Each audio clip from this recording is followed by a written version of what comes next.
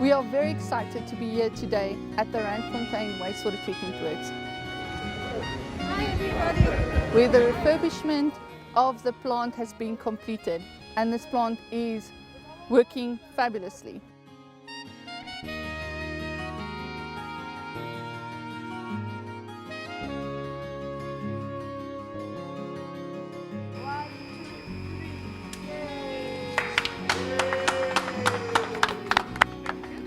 It's magnificent work. Given what they've shown me was here about a year or so ago to what we have now, I'm completely impressed. Minister, this is what the plant looked like originally when we found it here. Where you are standing, it was flooded like this. The infrastructure on the other side, it was all like that, dilapidated. This building is the building you can see here. The new inlet, which is this one that's right in front of us, was built here, and we took this plant from a totally non-functioning plant to what you see here in front of you with not much effort. This plant has been dysfunctional for a long time. Whatever that was coming through to the plant in terms of effluent was leaving the plant untreated. In fact, the PSTs and the SSTs and the PNR were dysfunctional. The sewer was all over in the yard.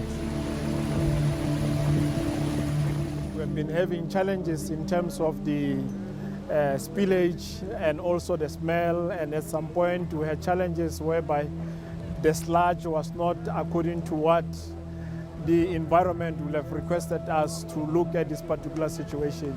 There's quite a number of other plants like this who were also dysfunctional. That will be resuscitated as we move forward. Also in the province, I'm sure most of you are aware, in the Val we're also working there. We want to bring whatever that we have here to happen also in the Val system. Spoo, I can't thank you enough for this. Spoo and I have been toiling over at the Val, trying to ensure that we can get some sense out of it. It has taken the longest time possible. But I'm really encouraged to see this as an example of what is possible in all our places. This wastewater treatment plant is working optimally. We have dealt with the smell, we have dealt with the spillage into the Spruit, and we are no more contaminating Hartbeespoort Dam. To get this plant to be fully operational like it is now, we spent slightly over 30 million. It's a good investment, worthwhile. At least we can stop some of the litigation that was already started as a result of the failure of this plant. The community that has started the litigation against the municipality were here today, but they could also experience and see that the department assisting the municipality, we are doing a lot to ensure that there's no pollution of our rivers. Also that we can prevent the minister from having to deal with the litigations over and over again as a result of the failure of the wastewater plants. Then we can work together. Just to give me your email address and I'll gladly do it. You will get it before we leave. Thank you. Then we can work somewhere together. Thank you. When we were appointed on this particular plant, this plant was dysfunctional. We had to refurbish this plant from scratch. It took us a minimum of plus minus 9 to 12 months to refurbish this particular plant. And what you will be seeing here today is a properly functioning wastewater treatment plant. And at a plant like this, this is when you will have no smell because everything works very well.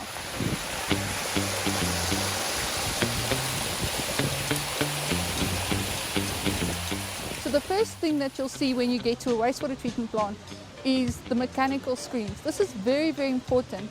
What it does, it ensures that no rags or newspapers or any solid objects that get into the sewer, it keeps it from the downstream processes and protects the other equipment. So your screens, these screens, we manufacture them from scratch And then what is good about what we do is the repairs. Because in terms of the spares, we always have the spares. If this machine breaks, we send our engineers on site, they take the machine out, and then within a week it will be done, and then we'll come and install it again. The next step is where we take out sand out of the system. A lot of mechanical equipment there as well that's been refurbished. And after that, we measure the flow coming into the plant. Right after that, we remove some of the carbon through primary settling tanks. And again, very important process because it's a mechanical arm rotating around the clarifier and mechanical equipment that removes the sludge to digesters. So this is the first step where we remove some of the carbon, and you'll see the process is working properly. The bridge is working, a mechanical bridge. Very important that the bridge is working because this could be a failure point of the plant. And as you can see, it's still quite dirty, but again, this is only the first step. From this process, at the bottom of this tank, we have the sludge that's being collected in a bottom cone, which is then pumped to the digesters behind me. So in these digesters, the primary sludge is stabilized, and this is where we get methane gas from which we can then generate electricity. So very exciting stuff, not currently happening, but in the future definitely. Then over here, so this is where the magic happens. This is where I get extremely passionate because ultimately what we do is we use bugs to remove carbon, ammonia and phosphate. Isn't that amazing? It's like one of the biggest magical things in nature where we can use organisms to clean sewage. So we have different tanks, which in some of them we have air, some of them we have nitrates, and some of them we have neither. And in that way we're manipulating the bugs in order to clean the water. And what's exciting is South Africa has been on the forefront of sanitation technology since the 1970s to enable processes to do it. So for example, there's a process called UCT, University of Cape Town process, and there's a Joburg process. And these processes, developed by Joburg Water, we are famous for all over the world. So this is one of the most important areas within the wastewater treatment plant. We have aerators infusing air, allowing the carbon to be eaten by the bugs. And then in other areas we have mixers and returning pumps.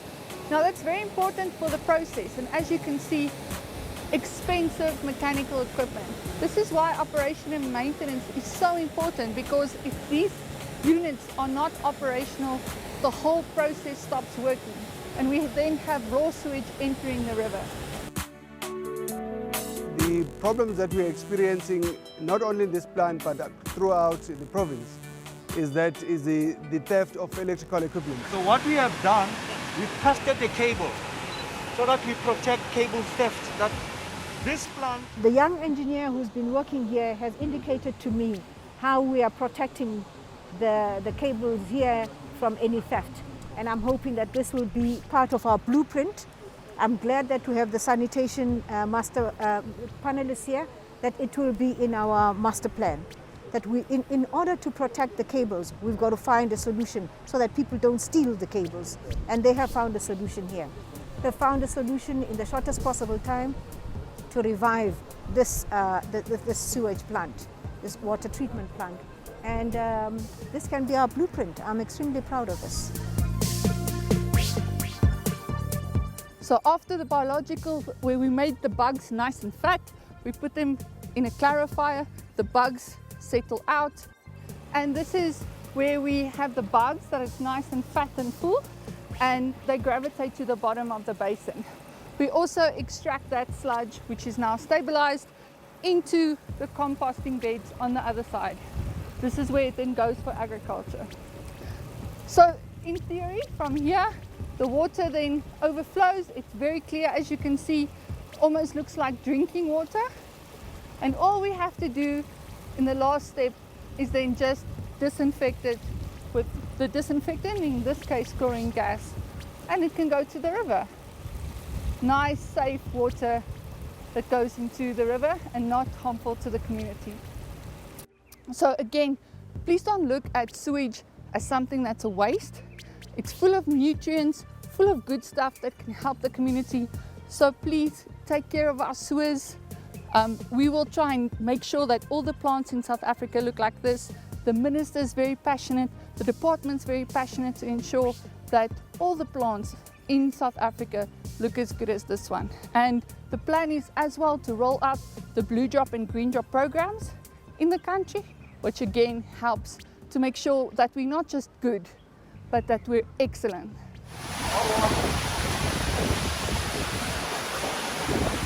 It's very important to note that now that this plant is working so well, the next step is proper operation and maintenance. And as you can see, this equipment is quite expensive, and due to the mechanical nature of it, it needs loving, tender care. Because at the end of the day, once these mechanical processes stop working, that's when we have raw sewage entering the river.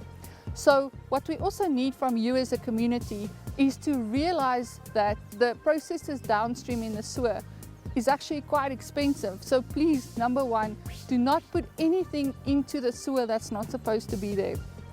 Because anything that you put into the sewer affects the operation and maintenance downstream and could cause problems with operations. Very important to note as well that operation and maintenance of wastewater treatment plants is expensive. So if you're able to pay your wastewater tariff, please do so, because that money is required to keep these plants running in the great condition that it is now. All our water infrastructure needs to be declared to be national key points, because this place is in the outskirts, and there's a lot of expensive equipment that is lying in and around here. We might be standing here and not seeing any value out of these things, but there are those that derive value out of the things that they steal from you.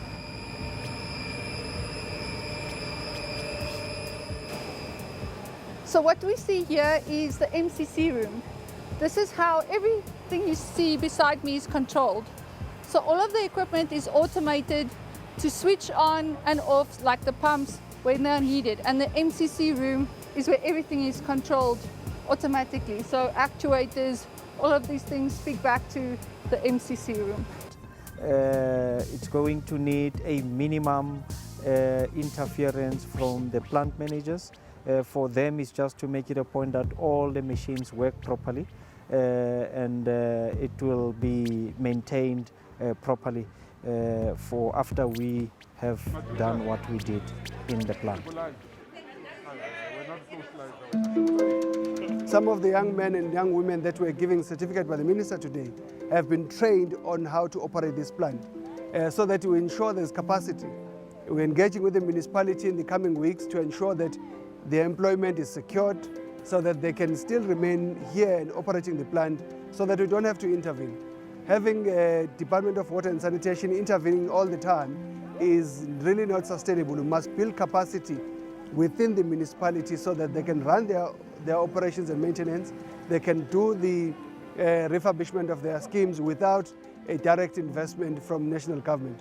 It is not only about Randwe City. For me, it is about Gauteng producing the quality of skilled workforces that we need to have in the market. They will be employable, whether it's the city of Johannesburg, whether it's the city of Cape Town, or anywhere else in the country where their skill is going to be needed. And we really appreciate the opportunity given to young people, so that tomorrow they will also be able to empower themselves and also assist the government in terms of certain particular skills that are sorting in the country. I want to say is, I'm so happy. There are so many guys who would like to know who teach me the work. It's Mr. Nyati. He's a permanent guy from AGT and Array. Those are the guys who was always like keeping on pushing me how to work with the grinder, how to work with a jackhammer, how to work with a compactor. Then I just want to thanks, and also I want to thanks all our management, Bra Tom, Bra Rudolph, Makulu, and Mr. Pai, and Bugs.